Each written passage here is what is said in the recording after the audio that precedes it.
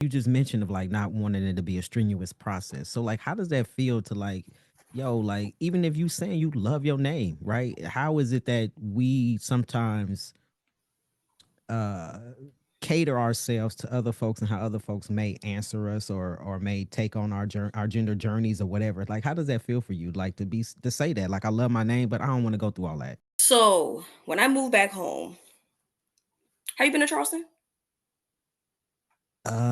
No, just transferring on a flight, so never just touching down to visit. I love my hometown, but Charleston, South Carolina, it is what it is, red state, a very black and white city. And so really to get money as a cook, I would have to go to predominantly white areas. And one place I was working, I started wearing waves. I started doing waves. So, I would come to work with a cap on. And so not like a bonnet, but wave cap or a do rag, because I was getting the waves down. And like dealing with that aspect around white people and they just make funny jokes like that, right? I just feel like I just wanted to avoid dealing with that. And like white people are different and they have presumption, especially like older people, what your name is and what your race is. And so I guess I never want to see, not only see ghetto, right? It's not even like that deep, but I feel like statria in those spaces,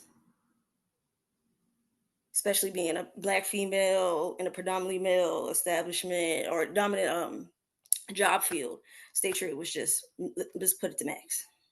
Let's just use max. That's so wild to me. Like, and I appreciate you for sharing that. Thank you for being Yeah. vulnerable and sharing that.